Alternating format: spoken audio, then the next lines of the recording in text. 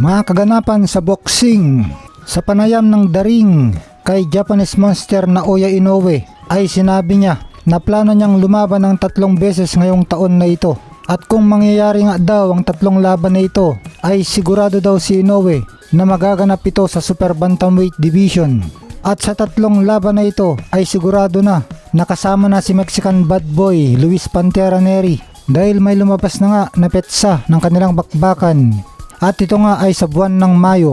Kaya kung ganon, may natitira pang 2 kalaban itong si Naoya Inoue na hindi pa napapangalanan. Kaya dahil dito ay may pag-asa pa rin ang ating pambato na si Janriel Cuadralas Casimero na makalaban si Naoya Inoue.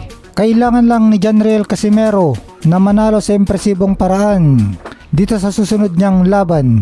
Kasi ayon sa mga may hawak kay Naoya Inoue na si Janriel Casimero na sana ang susunod nilang kalabanin. Kaso lang nadismaya sila sa naging performance ni Casimero sa kanyang huling laban kontra Hapones na si Yukinori Oguni. Sa susunod na taon daw aakyat sa featherweight si Naoya Inoue. Samantala, Naoya Inoue versus Tank Davis, malabo na. May mga ilang boxing fans nga na nangangarap sa bakbakan ni na undisputed Super Bantamweight Champion Naoya Inoue at ni lightweight champion Gervonta Tank Davis. Pero ito ay hindi na magaganap dahil ayon kay Naoya Inoue na ang kanyang huling aakyatang division ay hanggang featherweight division lang. Hindi daw dahil sa kaya niyang manalo o humakot ng maraming pera kaya siya umakyat ng mga division, pero dahil makaka-perform daw siya sa kanyang best. At sa ngayon daw ang weight division na nakaka-perform siya sa kanyang best ay sa Super Bantamweight Division at malamang sa featherweight din balang araw.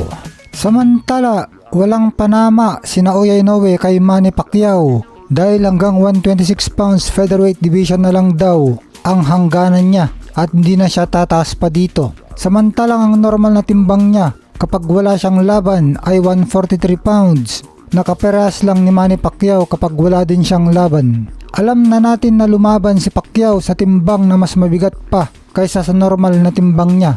Umabot pa siya ng 154 pounds kung saan ang pinakakilabot pa ng pounds na ito ang kanyang kinalaban at binugbog na si Antonio Margarito. Samantalang si Naoya Inoue hanggang 126 pounds featherweight division na lang daw siya. Sabi ni Inoue na may mga rason daw kung bakit may weight division.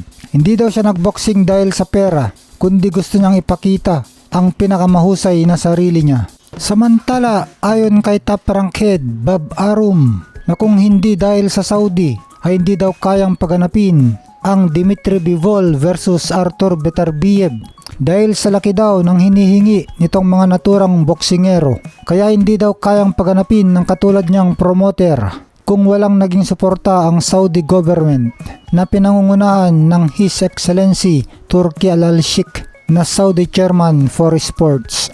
Ayon pa nga kay Bob Arum na hindi daw pang pay-per-view fight itong Bivol versus Beterbiev.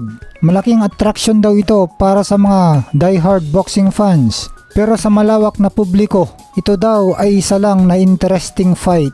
Kaya buti na lang daw at merong Saudi para sumuporta sa ganitong magagandang bakbakan sa boxing. Ang bakbakan na Bivol at Beterbiev ay isang undisputed championship fight. Pareho silang mga champion at wala pang mga talo. Si Beterbiev lahat ng kanyang kalaban ay kanyang ni-knockout. 20 wins with 20 knockout at 0 loss. Kaya malakas siya. Ito naman si Dmitry Bivol ay tinalo niya ang mahusay at dating pound for pound king na si Canelo Alvarez. Napaka-epektibo ng kanyang teknik at naipapanalo niya lahat ng kanyang laban. May record siyang 22 wins with 11 knockout at walang talo. Kaya magandang bakbakan ito sa Hunyo 1 na magaganap sa Riyadh, Saudi Arabia. At ang maganda ito kina Bob Arum sa Amerika. Ipapalabas ito sa kanilang free television sa June 1 kasama ng bansang Canada. Courtesy ng His Excellency Turki Al-Sheikh. At sana nga lang tulad ng ilang ginagawa ni Bob Arum na ipalabas din niya ito dito sa Pilipinas ng libre via kanyang YouTube channel na Top Rank. Abangan natin mga lods.